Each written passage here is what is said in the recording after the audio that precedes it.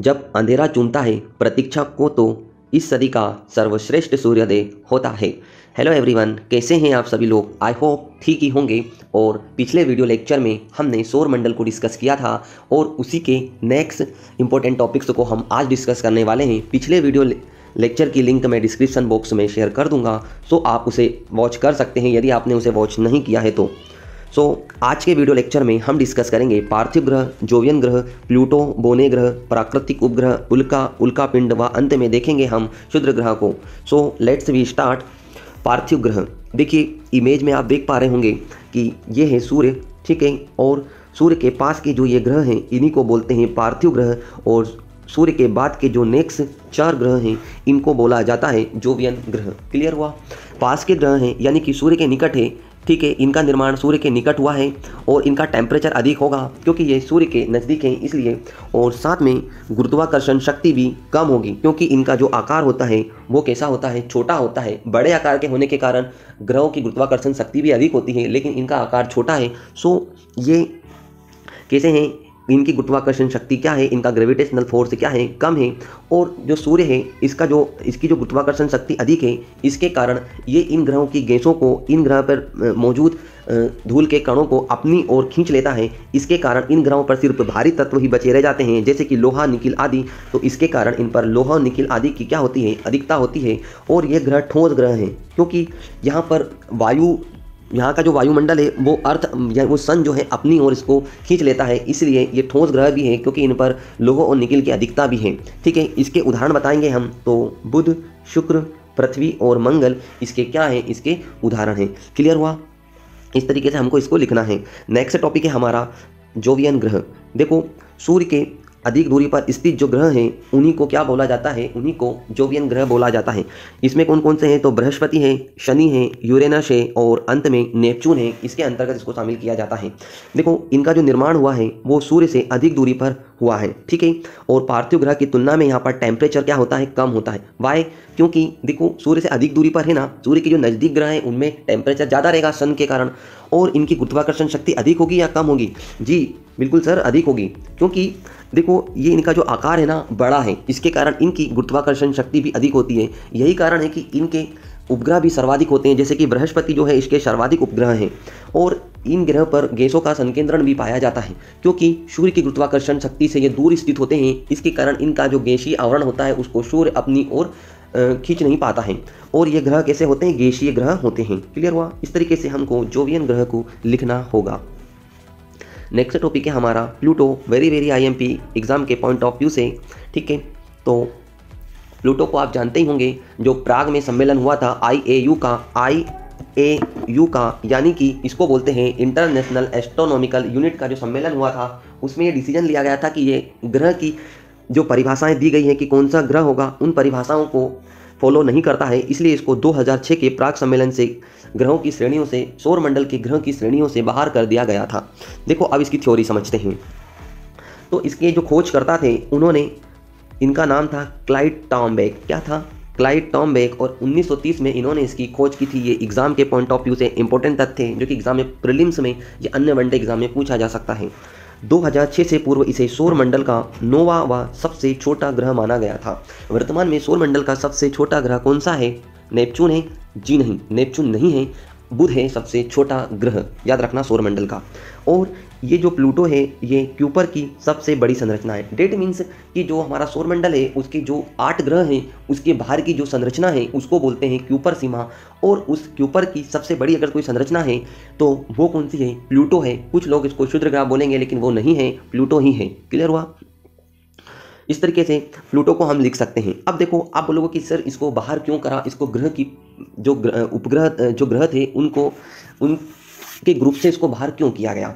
देखो, जो ग्रह होते हैं उनके कुछ डायमेंशंस होते हैं, उनकी कुछ परिभाषाएं होती है, जैसे उसका एक निश्चित आकार होना चाहिए, उसमें गुरुत्वाकर्षण शक्ति पर्याप्त होनी चाहिए और उसके आसपास किसी भी प्रकार का आकाशीय पिंड का जमावड़ा नहीं होना चाहिए, यानी कि ऐसा नहीं कि उसके आसपास बहुत ज़्यादा आकाशीय पिंड हो। तीसरी चीज़, वो ग्रह किसी अन्य ग्रह या आकाशीय पिंड को अवरलेप नहीं करना चाहिए, जैसे कि प्लूटो जो था ये नेपच्यून को क्या करता था, अवरलेप करता था। इसी कारण से 2006 में इसको ग्रह की परिभाषाओं से, ग्रह से बाहर कर दिया गया है, ग्रह के जो ग्रुप थे उनसे बाहर कर दिया गया है।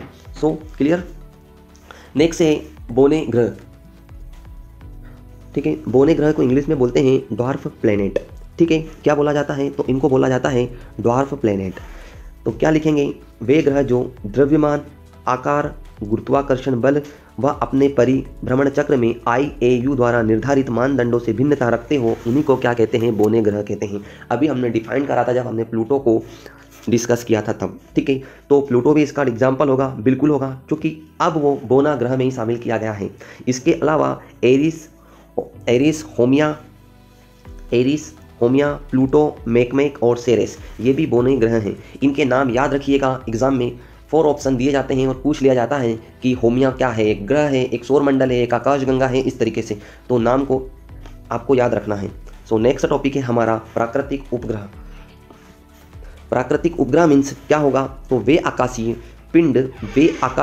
पिंड जो अपने ग्रह की परिक्रमा करने के साथ साथ सूर्य की भी परिक्रमा करते हैं और इनका स्वयं का कोई भी प्रकाश नहीं होता है। ये तारों मीन्स सूर्य के प्रकाश से ही प्रकाशित होते हैं। जैसे कि चंद्रमा जो है वो किसके प्रकाश से प्रकाशित होता है, तो वो सूर्य के प्रकाश से प्रकाशित होते हैं, ठीक है। बृहस्पति के 82 उपग्रह हैं। बुध और शुक्र कुछ ऐसे ग्रह हैं ऐसे ग्रह हैं जिनका कोई भी उपग्रह नहीं है और पृथ्वी का एकमात्र उपग्रह क्या है, हमारा प्यारा चंद्रमा, ठीक है। इस तरीके से प्राकृतिक उपग्रहों को लिखना है।